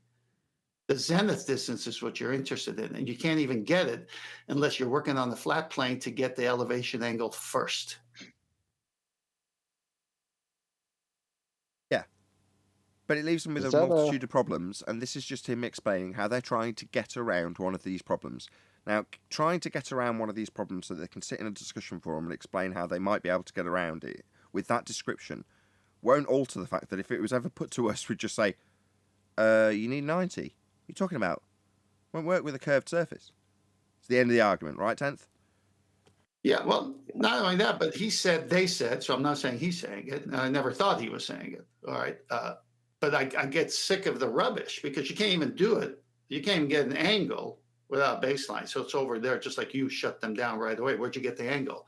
But then they said, and he's repeating them, is that, okay, so you shoot the altitude of the star and say it's 3,000 miles away. It's GPTU once you do the minus 90. But then you somehow get underneath that star, even though it's moving, and now you're directly under.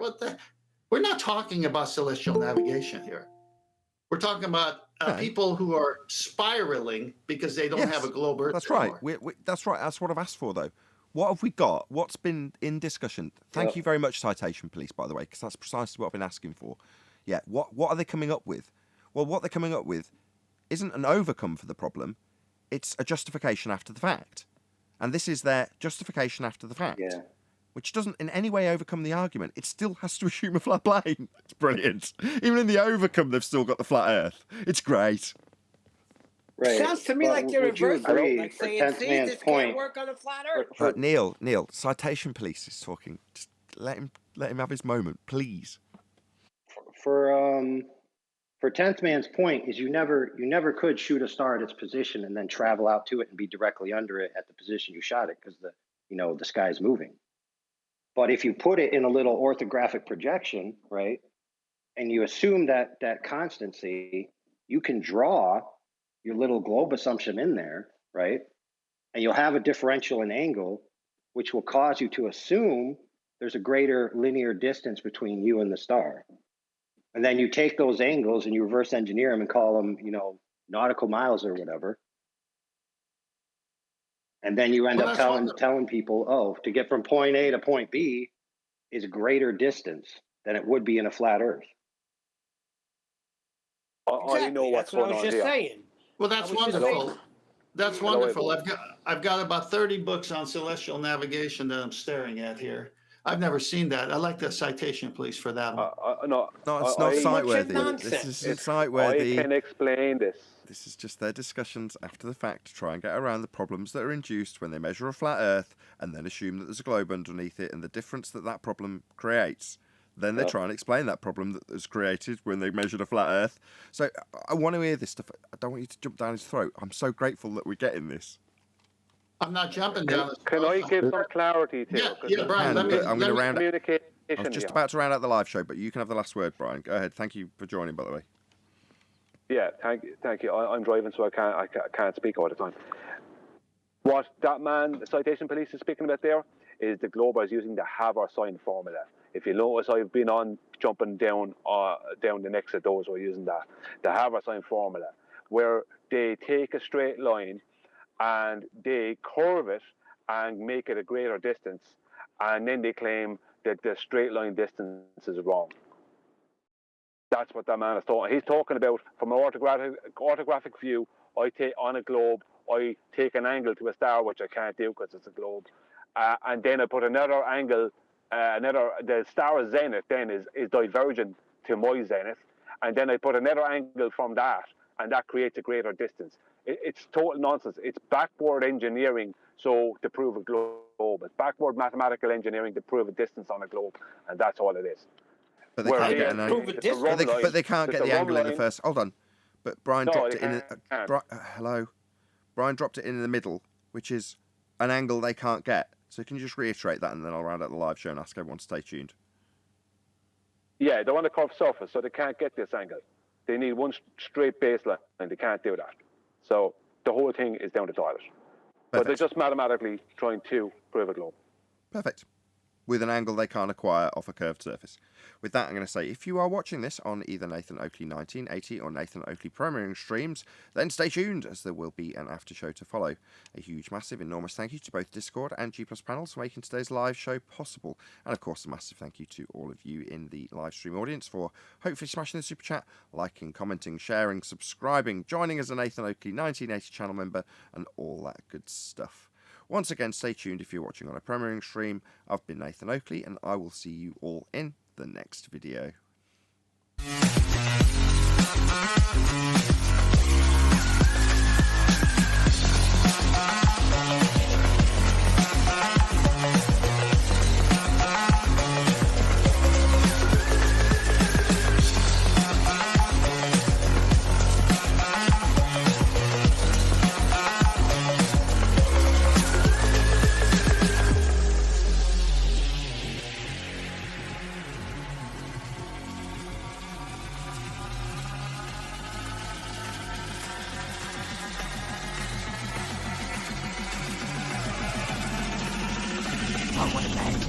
What a lovely day!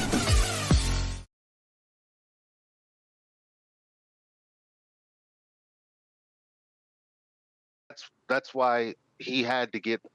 I'm glad that he got all of that out, because how am I going to answer to that if I don't know the answer? It's like, oh, okay, well now I can say, yeah.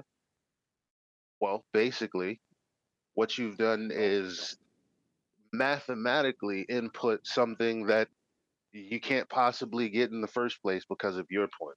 You need a 90. Exactly. You need a 90, and they don't got it. Right? They don't have a 90, and they haven't got any straight lines, and we've debunked R.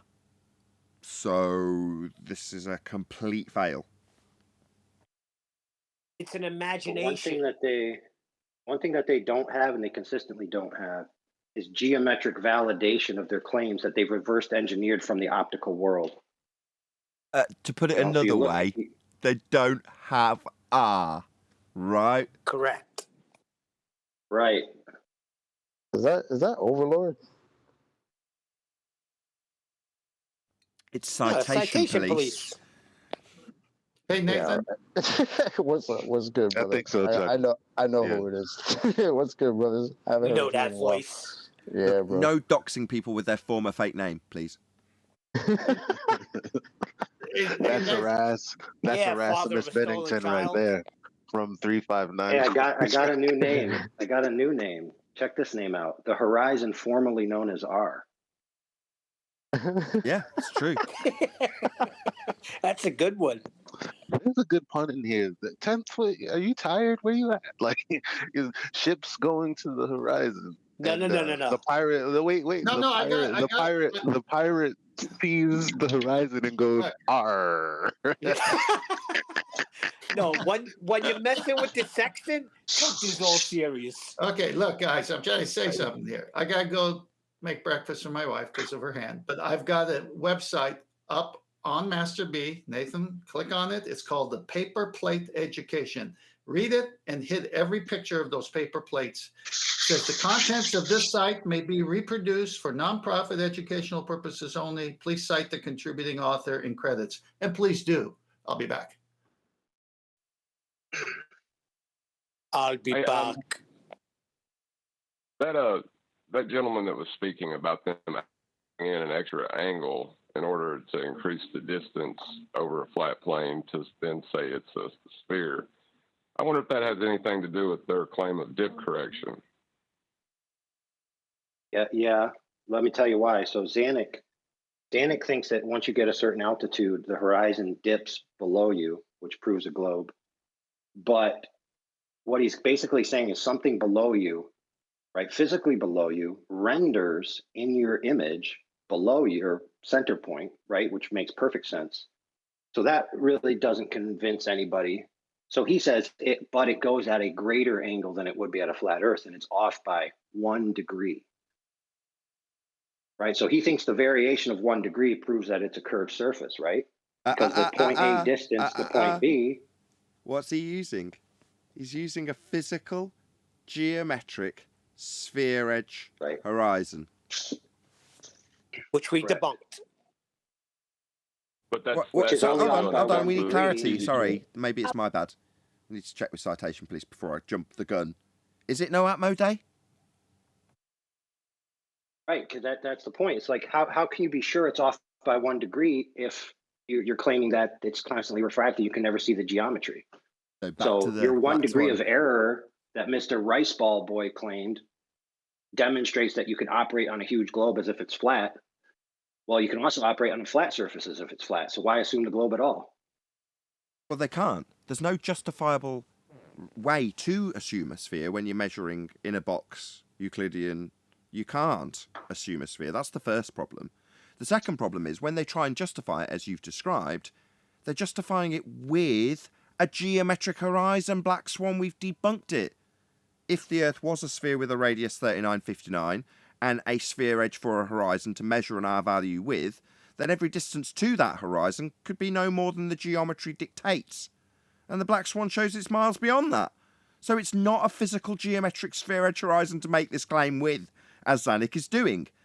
Yeah, have we all forgotten 20 months of refraction? Spot on, citation police. So you basically hammered this into them. Yeah, so another way to bring this full circle is the brick at a distance disappearing, and then you stack more bricks on it, and then you can see a red brick wall, but you will never be able to see the bottom brick. My favorite. Because remember, I know Nathan remembers this. Back in the day, M. Scott Veach and Zanuck both said that their main belief in the globe, like what's really in their soul of why they believe it, is that they feel that they've experienced the curve of the Earth when they've seen the bottoms of things disappear, because there's no other way the bottoms of things could disappear. Yeah, that's like the linchpin of their faith. You show them a toy boat at 50 yards. with the diffraction limit reaching and breaching at the bottom of the boat. And then they've got a whole list of things that can attribute the reason for that disappearing. But when you go beyond the limitations of their physical geometric sphere edge horizon known as Earth curve, it can only be Earth curve that's causing it. I remember that. Should we play a clip of that? Have you got one to hand? Yeah, I got one in hand. Check out Chocolate. I love it. Chocolate's on point. Yeah, it's perfect. I just did it to Xanax last night, actually. These people are getting pummeled. That's what I was hoping for in the live show, Citation Police. This kind of story. I know it's set off 10th because he's, triggered at the responses you're giving us that they've given you. And I don't blame him because it is nonsense and it needs inserting every single step of the way. But, you're a friend rather than a foe. You're just telling us what you've learned on your travels. And what you've got and given us is hard to acquire sometimes. You've got to sit through a lot of crap to get that, right? Right. Yeah, so thanks. And I'm not knocking you either, 10th man. I love your passion. It'll be a Master B when it loads up. 10th man is making breakfast for his wife. No, but if he listens to this back, he'll just so he knows that I'm not knocking him for. It's the same Okay, I'm principle back. with you, Neil. When Neil was like, oh well, I won't do this, that, and the other. It's like, no, you carry on as you were. Hello. Hello, 10th. Hello. Did Yeah, you I'm back. hear us blowing smoke up your ass and want to join in? No, but if you like me, I like it. Co-altitude from 10th. No, that. Oh, here we go. From Chocolate saying, pop yourselves on mute. No, let you talk, bro. they can't help Indio, themselves. unorthodox Indio. Oh, that was India? No, we can't tell. Yeah, that was Indio. Dude. Unorthodox and Yes. Indio. Unorthodox and Indio. Yeah. So, how does a boat disappear in 500 feet when the globe model predicts the horizon is 2,600 feet away? So, what's blocking the boat if it's not at the horizon yet? I don't see anything blocking the boat. I see the resolution. I see the camera being unable to resolve the boat. Welcome to Flat Earth. Welcome to Flat Earth, my friend. Snacks to the back, bathrooms to the left. DJ's taking requests, and smoke them if you got them. Welcome, unorthodox. Unorthodox. It doesn't disappear. It just unresolved. You just snatched your own wig off. I don't see anything blocking the boat. I see the resolution. I see the camera being unable to resolve the boat. But Unorthodox. It doesn't disappear. It just unresolved. You just snatched your own wig off. Unorthodox. Look, this video I just. There it is. Classic. Whereas in the Earth curve calculator, there's only one cause for things disappearing bottom first. That cause is Earth curve.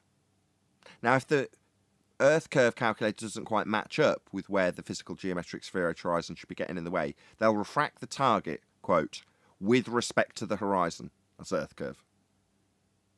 However, there is still only one assertion being made in regards to why things disappear. Nothing to do with angular size. Diffraction limit, you say? Unorthodox? No. In your maths, the target stays the same size at all distances. So that boat, if it's a 50 centimetre boat right in front of you, it's a 50 centimetre boat at 1,000,000 miles away. And the only reason it can disappear bottom up is because the Earth curve's got in the way. So when it happens prior to your Earth curve assertion, and that's a very real problem that suddenly starts justifying with optics, when he's got a geometric claim. Yeah, the Earth curve calculator was debunked in 2015.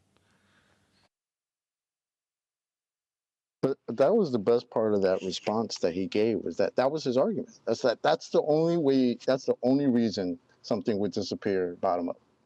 It's because of the Earth curve. That's why Neil even asked him the question and gave him the example of the boat on the lake.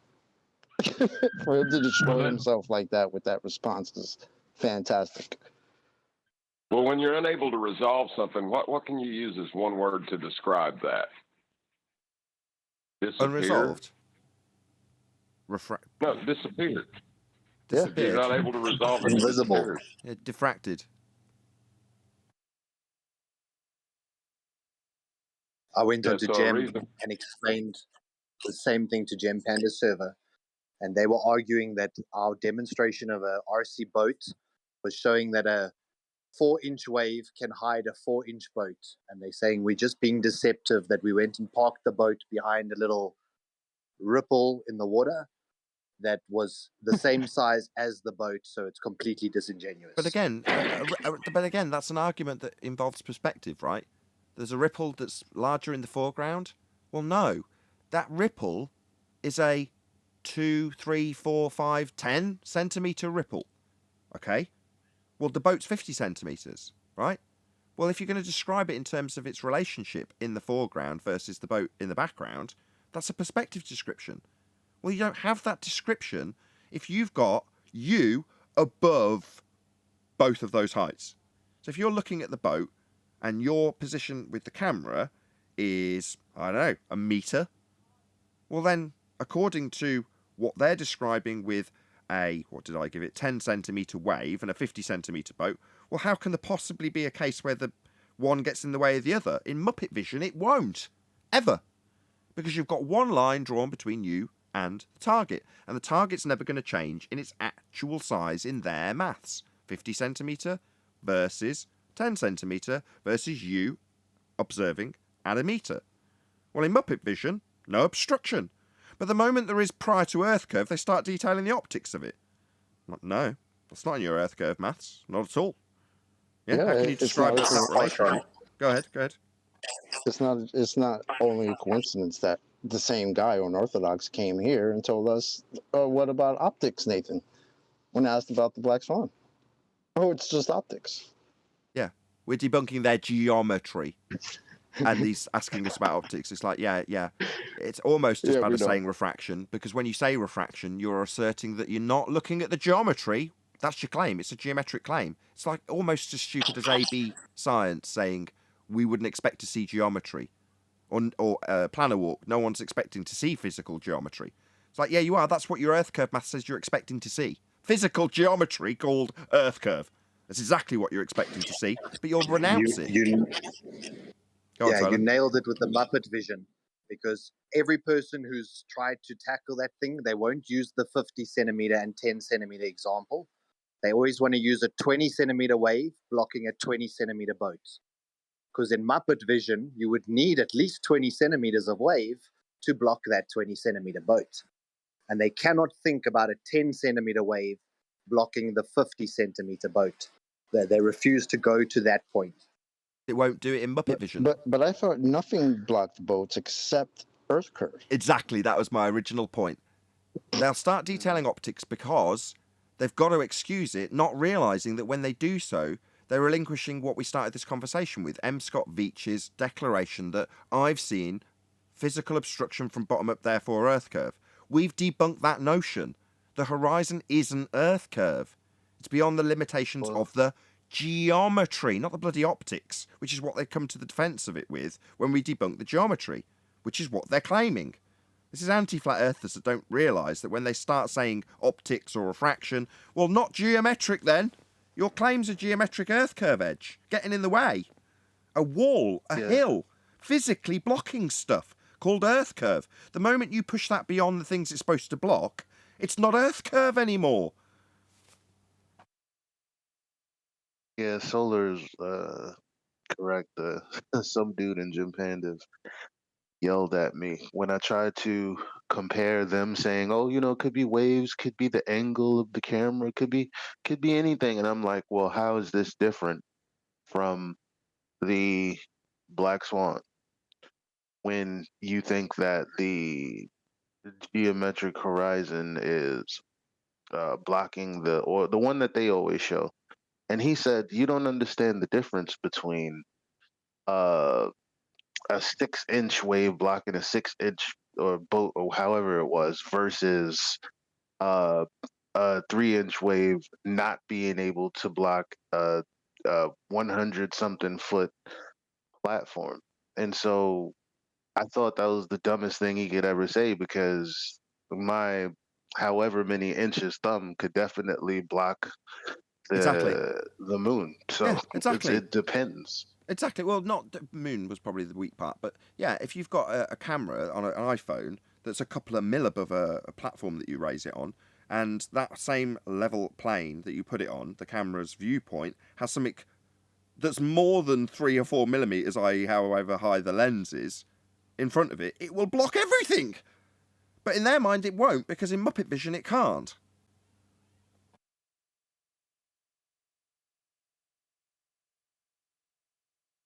Keep telling Yeah, they us don't. how. Go ahead, man. I'm sorry. Go ahead, Chocolate. No, you're good. You're good. I gotta do something at work. Yeah, they don't like the RC boat because then they have to claim probably refraction, right? So refraction is now blocking bottom of boats. Exactly. Is that what happens? Yeah. So refraction's the thing that's blocking the boat on a given day, is it? Not Earth curve, then. Not your geometric claim of physical Earth curve.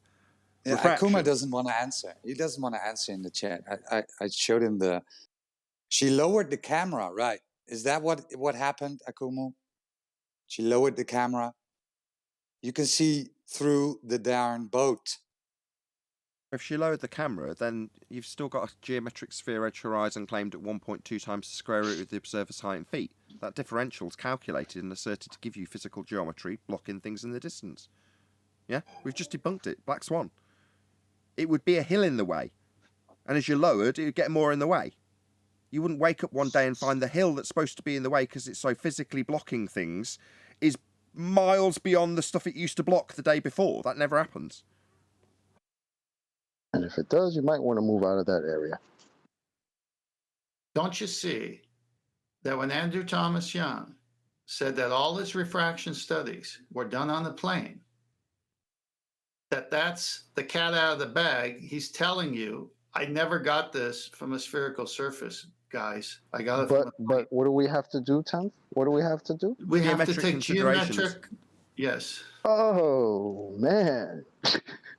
That's why it's a thought experiment. They don't, and they never have seen the geometric horizon. No, we wouldn't expect to see geometry. Nobody's expecting to see geometry that's physical.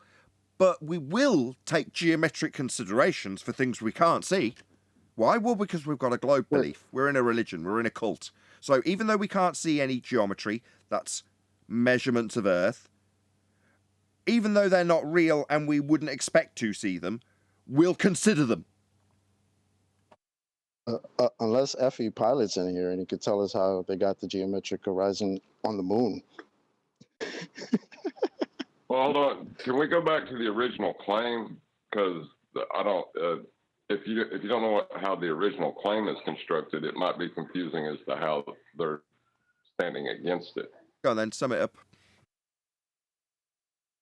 The assertion is the horizon is a physical obstruction, and you can use tangential geometry to acquire a distance for your altitude. That is what the initial claim is of the Earth being a sphere. Right. And you draw a line from your eye to the horizon, you create a triangle presupposing it's a sphere to get your radius measurement. Not a refracted line, a straight line. Correct. That's why I say it's a geometric claim they're making. Now, they don't realise that the moment they are deviating from straight in this regard, refracting a line that is required in their claim in the first instance, they've lost. Now, this was the conversion point for John, who's just given you that excellent summary, because I just say it's a geometric claim. In other words, you've got a physical obstruction, and they're claiming tangential geometry to prove that physical obstruction they're claiming. Well, the moment they go away from it being a physical geometric obstruction, refracted, it isn't conducive with the claim anymore. Furthermore, you can't then assert you've got some sort of physical relation to your fundy sphere belief because you haven't got any measurements in reality anymore. There's nothing to hang your hat on with your sphere belief. It's just that, a belief at that point, because there's no measurements anymore. John, can you repeat that statement again? The tangential? Yeah, tangential geometry, drawing a straight line from your eye that you would consider a tangent, point where it meets a sphere, a straight line meets a sphere.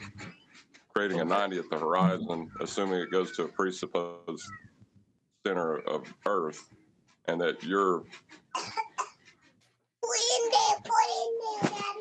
Okay, that's all I needed. That was great. All right, so the sextant says that 90, that box emanates from the GP of the sun or a star that's 3,000, 4,000, 5,000 miles away. Can you see 3, 4, 5,000 miles away with your eye? No. Okay, so that radius of that circle of equal altitude is a straight line coming to the observer, and directly where they meet, the zenith of the sun creates the GP to that bottom baseline. That's where the box is. There's your 90, 3,000, 4, 5,000 radius circle of equal altitude, all straight to the observer. The sextant destroys that imaginary world of theirs. I still quite enjoy watching them have to assume it's flat to move forward in this particular discussion, because it really does make them squirm. Anyone else getting a bit of pleasure out of that? Yeah, they just Loving it. detach. They detach the flat horizontal baseline that they need to use their angle from the obvious curvature of the Earth. So they keep arguing with me that they can have a flat baseline. It's sort of at waist height. And then it's irrelevant what the floor is actually doing because I've got this flat baseline. It's prior to doing the dip angle correction. But they keep arguing, yes, you got the flat horizontal baseline, but it doesn't have to exist on the sea level. And that's the only way that they can wriggle at the moment without accepting that that flat baseline is sea level. If it's floating in the middle of the air, then that would imply that they've acquired it by way of a tool, like a bubble sextant would, or an artificial horizon, and therefore there is no dip correction. The dip correction's to get you down to the ground. So if they're saying it's hovering in midair, well then no. You're not How doing do they dip think they correction. have a baseline in midair? Well, you can do No, that. it's a horizontal. You can do that if you establish a horizontal with a plumb line or a bubble sextant or any other tool.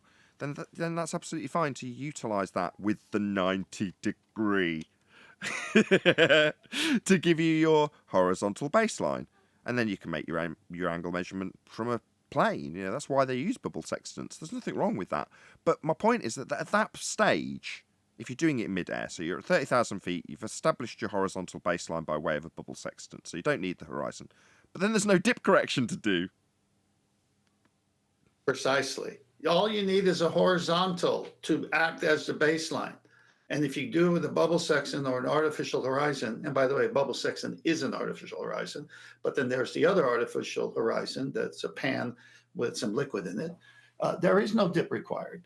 But again, when you use the natural horizon, you must account for dip, because what height are you? You got to get to that water line. These are all in their books and manuals. So to dip or not to dip, remember that? But on that note, I'm going to round out. So I'm going to say another huge, massive, enormous thank you to both Discord and G+ panels for making today's after show possible. And of course, a massive thank you to all of you in either Nathan Oakley 1980 or Nathan Oakley premiering streams for hopefully smashing the super chat, liking, commenting, sharing, subscribing, joining as a Nathan Oakley 1980 channel member, hitting the PayPal link, all that good stuff. Also, below this video, you can get £50 for swapping your UK electricity supplier to Octopus Energy, and this is a particular note if you drive an electric vehicle. I've been Nathan Oakley, and I will see you all in the next video.